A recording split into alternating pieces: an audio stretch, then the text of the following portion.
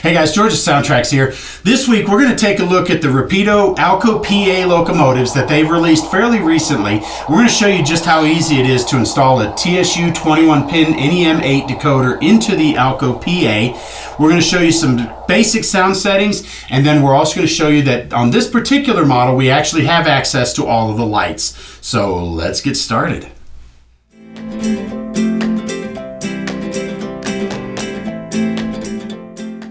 Well, when it comes to a lot of the Rapido models, sometimes they're a little difficult to get into the model because they do put a ton of great looking detail parts all over the model.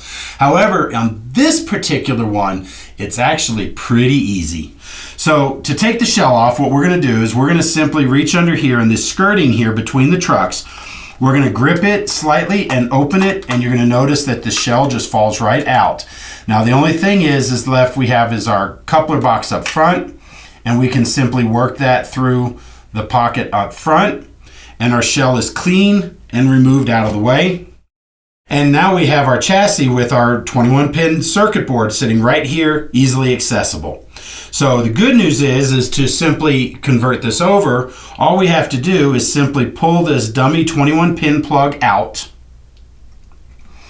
And you want to be careful. You want to make sure that you don't pull it up on one side, because the pins can be easily bent. So if you were to try to pull it like this, and the pins can get bent. So you want to do it evenly with both sides. Usually you can do it with a tool, but it is simple to do it with your hands. Just work a little bit on each side until you get the plug up. Now you'll also notice that the 21-pin header, the black part, is actually on top of this dummy circuit board. Now you can see we have our model ready to go. And now we're going to grab our TSU-21PNEM8 for Alco models. Now this is the part number 885811, and we're going to take that out of the package.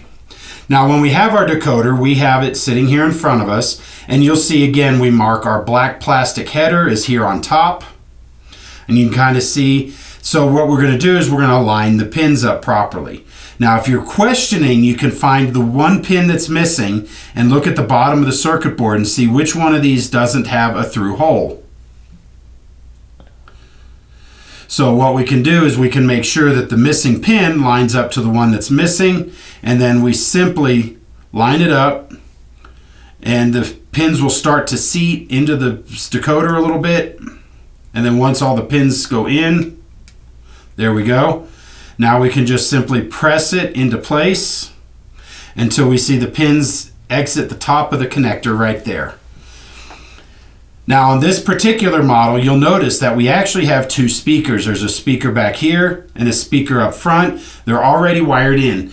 Now ideally, you'll want to wire those up in series. Right now, out of the package, they're wired up in parallel, which will probably be okay provided that you don't crank the volume up a lot. But I would actually, word of caution, just take the extra minute, wire them up in series, which basically you take the one wire coming from the decoder, and it can be the red or the black wire, doesn't matter. And then you're going to take, well, let's say it's the red. So then we're going to take the black wire from the first speaker, attach it to the red wire of the second speaker, and then take the black wire of the second speaker and take it back to the decoder. Now, we've done this in the past, so we're not going to show you that exercise right now. We're going to go ahead and do that off camera. We're going to come back, and then we're going to put this body shell back on it, and we're going to take it for a test run and show you how all the lights are accessible using our 21PNEM8 decoder. So now we're back. We have our model reassembled and put back together. So now what we're going to do is we're going to go ahead and take this and put it on the track.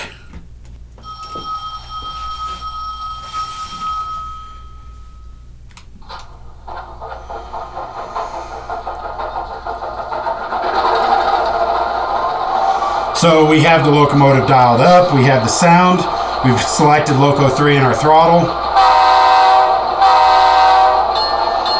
And you can hear that we have access to all of the different sounds, and our model moves in forward and then in reverse. So now we have all the sounds dialed up and ready to go. So now we're going to do some basic setup, and we're going to show you access to all the lighting functions. Now in this particular case, we have an Alco PA. This is an Alco 244. Out of the package default, what you're getting is actually the Alco 539 with a turbocharger. So when you look at the sound selection reference found on our website with the manuals, you're actually going to see that the Alco 244 is selection number 2. So what I'm going to do is I'm going to go ahead and set CV123 to a value of 2.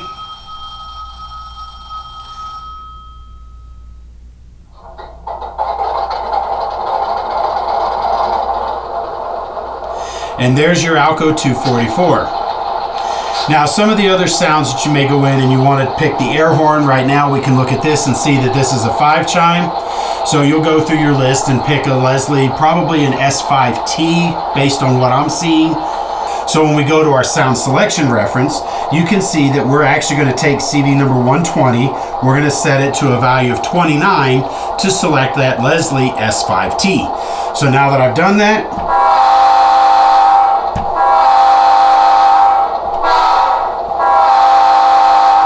you get that nice, bright, loud sound of that 5 chime air horn. Now you can go in and change the bell, you can change the air compressor, things like that. Those videos we've done in the past, so for now we're going to go ahead and jump and do the lighting on the model. Now for this exercise to look at the lights, I'm going to go ahead and mute the locomotive so that I'm not having to shout over the locomotive. But on this locomotive you can look at, we've got 2 camera angles, we've got one on the side and then one towards the front. We're going to go ahead and just simply turn on the headlight. Now when I turn on the headlight in the forward direction, you can see that the light down here on the front is actually illuminated. And of course when we go in reverse, you can see that the front light extinguishes and the rear light comes on. Just like that.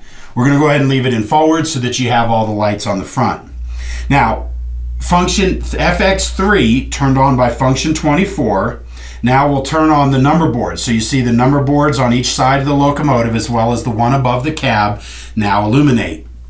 Now, typically the number boards would not be very, very bright. They would be enough that you can see them, but not so much that it looks like a headlight.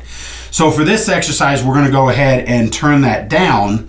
So we're going to go ahead and change this lighting effect. So CV51, we're going to select this as an on-off brightness 1. So we're going to set that to a value of 147. And when I do that, you notice that the lights dim. And now this will use CV61 to adjust the brilliance. And it actually looks pretty good right there. So we're going to go ahead and move on.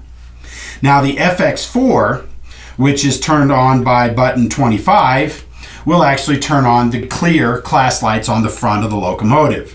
Now, these are actually pretty dim, so we don't really need to do anything with them. The only thing I would recommend is because they are LEDs, we're going to go ahead and change the lighting effect to a constant bright LED, which would be a value of 128 to tell the decoder it's a simple on-off light, but with LEDs. Doesn't change much in this particular aspect, but what it does is it changes the way the lighting signal is sent through the wire. Now the next one is function 26. I couldn't find a light on here that actually illuminates, but I haven't found one that didn't either. So the FX5, which is turned on by button 26, I don't see it wired to anything, so we're going to move on. Now we're going to go to function FX6, which is turned on and off with button 27. And that actually turns on the truck lights on either side. Now again, truck lights are actually there to illuminate the ground so that the engineer can see that the engine's moving.